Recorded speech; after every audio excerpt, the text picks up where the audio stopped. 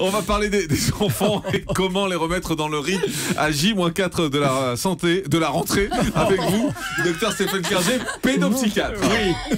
Alors on y va. Jean-Marc Morandini, pseudo-journaliste et animateur.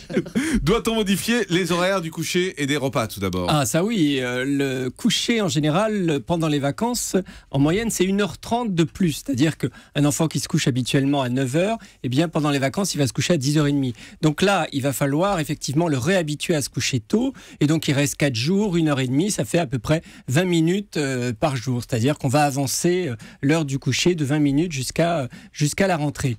Et puis remettre aussi les pendules à l'heure au niveau des repas, parce que souvent pendant les vacances, eh bien on mange un petit peu n'importe quand, n'importe comment, il y a parfois plusieurs repas par jour, au contraire il n'y en a que 2, donc là il faut vraiment ramener aux 4 repas par jour, parce que ça va être le rythme à l'école, et donc il faut commencer à le préparer. Donc, on le remet déjà en rythme, et pour le coucher, et pour l'alimentaire. Et alors, pour le réveil, justement, est-ce que ce week-end, on leur accorde les dernières grasses matinées? Au contraire, on commence à les réveiller tôt, en leur disant, faut t'habituer pour lundi.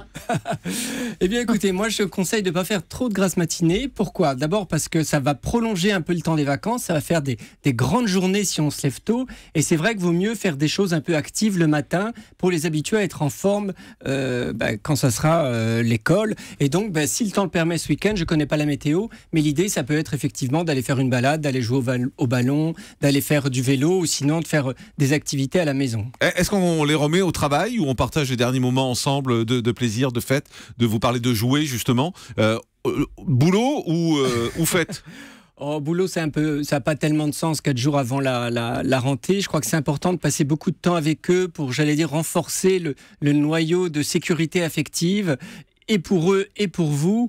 Maintenant, passer du temps avec eux, ça peut être aussi se préparer, faire un peu, j'allais dire, les rangements, les tris, aller faire des courses pour certaines fournitures scolaires.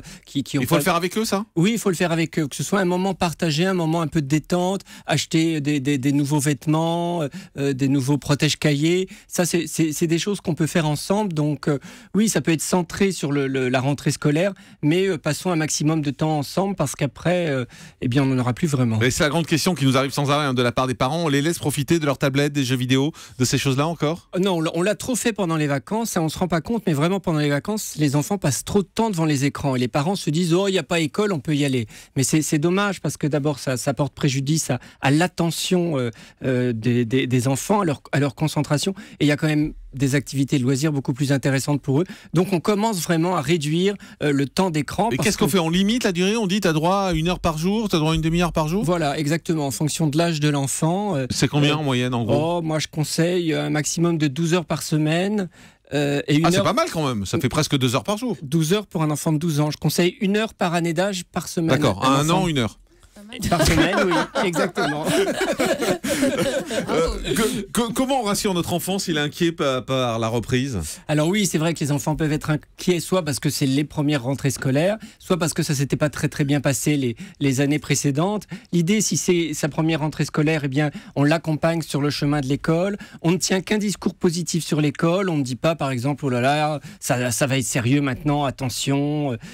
Et puis, si l'enfant n'a pas très bien travaillé à l'école, on ne le menace pas, on lui dit cette année, il faut que tu travailles bien. Bref, tout doit être dans le discours, un discours très enthousiaste, très positif. Il faut vraiment présenter la rentrée comme un moment de fête, et il faut y intégrer toute la famille. Il ne faut pas que ce soit que la maman qui s'occupe de la rentrée scolaire. Il faut que le papa s'implique également, et idéalement, même si on peut l'accompagner à 2, on demande 1 heure. C'est bien ça?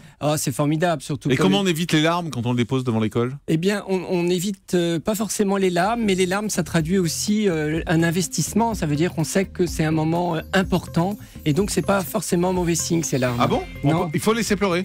Évidemment, on le console, mais on s'en alarme pas. Moi, j'ai fait partie des enfants qui ont adoré l'école, mais les premiers jours d'école, je pleurais systématiquement. Et tout ça pour finir pseudo-psychiatre en plus. Merci Stéphane Clerget.